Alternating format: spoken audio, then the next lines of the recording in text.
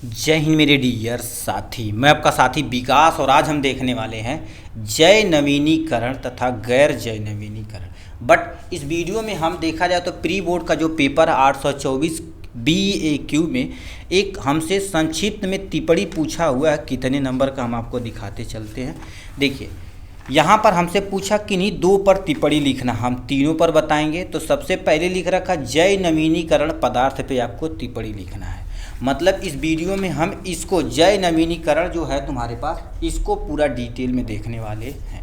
तो इसको हम अभी तक के लिए क्या कर देते हैं, इसको यहाँ से इजली ढक देते हैं। ठीक है, अब सोचिए जय नवीनीकरण पदार्थ होता क्या। जैसे आप देखिए 4 पॉइंट लिखेंगे, आपका 2 नंबर मिल जाएगा। जय नवीनीकरण क्या होता है, बायोडिग्रेडेबल, मतलब ऐसे जैविक पदार्थ जो हम मान लेते धरती पे या कहीं भी फेंक दिया जाए तो सड़ गल के मिट्टी में मिल जाते, यानी अपघटित हो जाते, उसको जय नवीनीकरण पदार्थ बोला जाता है। तो क्या लिख रखा, वे पदार्थ जो जैविक प्रक्रम द्वारा अपघटित हो जाते हैं। ठीक, अपघटित मतलब टूट जाते हैं, जय नवीनीकरण पदार्थ कहलाते हैं। क्या कहलाते हैं गुरुदेव, जय नवीनीकरण पदार्थ कहलाते हैं। ठीक, ये पहला पॉइंट। जय नवीनीकरण पदार्थ पर सूक्ष्म जीव अपना प्रभाव सरल अणुओं में बदल देते, मतलब जैसे मान लेते हैं हमने सब्जी का छिलका कहीं फेंक दिया तो उस पर क्या करेंगे, जो सूक्ष्म जीव आएंगे धीरे धीरे धीरे धीरे धीरे धीरे उसको सड़ा के क्या कर देंगे, यहाँ से खत्म कर देंगे। मतलब सरल अणुओं में यदि तोड़ देंगे, सरल अणुओं में तोड़ने के बाद वो क्या हो जाएगा, धरती में मिल जाएगा, बस काम खत्म। ठीक, तो ये दूसरा पॉइंट। तीसरा पॉइंट में तुम्हारा क्या क्या लिखा रखा, यह वातावरण को प्रदूषित नहीं करता। याद रखना, जैसे सब्जी का छिलका हो गया, जैसे अब आलू का छिलका हो गया, फल हो गया, फूल हो गया, अन्य चीज़ें हो गई, ये सब चीज़ें यदि धरती पर फेंक दिया जाए तो ये पॉल्यूशन नहीं करते। क्यों, क्योंकि ये सड़ गल के दोबारा धरती में ही मिल जाते, तो यह वातावरण को दूषित नहीं करते। नेक्स्ट पॉइंट दे रखा है, वातावरण को दूषित नहीं करते। नेक्स्ट में क्या दे रखा, एग्जाम्पल में जैसे सब्जी के छिलके, अब बताओ सब्जी का छिलका कहीं फेंक दोगे तो ये बायोडिग्रेडेबल हो जाएगा, मतलब सड़ गल के क्या हो जाएगा, खत्म हो जाएगा। रद्दी कागज, मान लेते ये कागज आप पढ़े, इसको मान लेते कहीं फेंक देंगे तो ये भी सड़ गल के खत्म हो जाएगा। गोबर, ठीक है, जैसे गोबर वगैरह है तो ये देखा जाए तो नॉर्मल यदि कहीं फेंक दिया जाए तो ये सीधे घल गल के, ठीक है, यानी सड़ गल के खत्म हो जाएगा।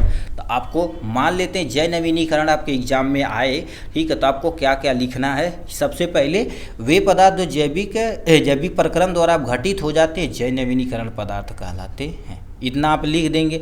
या जैव नवीनीकरण पदार्थ सूक्ष्म जीवों द्वारा अपना प्रभाव सरल अणुओं में बदल देते हैं, दूसरा पॉइंट। तीसरा पॉइंट, वातावरण को प्रदूषित नहीं करते, एग्जाम्पल लिख देंगे, काम खत्म हो जाएगा। बट आपके सामने हम दोनों अब दिखाते हैं गैर जैव नवीनीकरण के बारे में। मान लेते पूछ दिया जाए तो, बट देखा जाए तो ये पूछा गया तो हमने बता दिया। मान लेते दोनों पूछ दिया जाए तो क्या लिखेंगे। अब इसी का जस्ट उल्टा, वे पदार्थ जो जैविक प्रक्रम द्वारा अपघटित नहीं होते हैं, याद रखिए ये अपघटित हो जाते हैं, ये नहीं होते, गैर जैव नवीनीकरण कहलाते हैं। ठीक, अब गैर जैव नवीनीकरण में से प्लास्टिक हो गया, तुम फेंक दो, आग नहीं, 10-20 साल बाद 50 साल बाद देखेंगे गलने वाला नहीं है।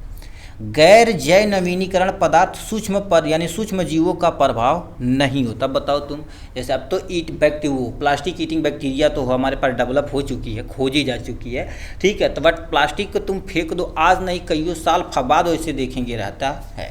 ठीक, तो ये पदार्थ पे यानी सूक्ष्म जीव, इस पर कोई प्रभाव नहीं होता। ठीक है, अब ये वातावरण को दूषित नहीं करते, बट ये वातावरण को क्या कर देते हैं, दूषित कर देते। क्या लिख रखा है, यह वातावरण दूषित करते हैं क्योंकि ये सरल अणुओं में नहीं टूटते हैं। अब बताओ सरल अणुओं में नहीं टूटेंगे तो वातावरण को ये क्या कर देंगे, धीरे धीरे दूषित करेंगे। ठीक, नेक्स्ट में क्या, इसका एग्जाम्पल क्या लिख रखा है आपके सामने, यहाँ पर आते हैं। जैसे प्लास्टिक हो गया, प्लास्टिक के बारे में तो आप जान ही रहे हैं। अब तुम एक पेप्सी का स्प्राइट मान लेते हैं, पीते हैं, ठीक, थम्स अप कुछ भी फेंकते हैं, अब उसको तुम धरती में फेंक दो तो कईयों साल तक वो गलने वाला नहीं हो। दूसरा आपके सामने नायलॉन यानी रबड़ हो गया। अब देखिए रबड़ में तुम्हारे पास जो नायलॉन होता है, आपके सामने जो टायर वगैरह होता है तो देखेंगे वो नायलॉन हो, वो सड़ने गलने वाला नहीं है। शीशा ये भी सड़ने गलने वाला नहीं है।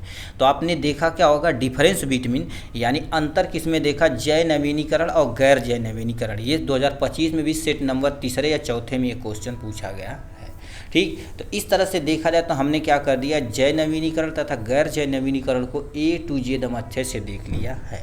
तो चलिए आज के लिए बस इतना ही, फिर मिलेंगे नेक्स्ट वीडियो में नेक्स्ट टॉपिक के साथ। तब तक के लिए bye bye and take care.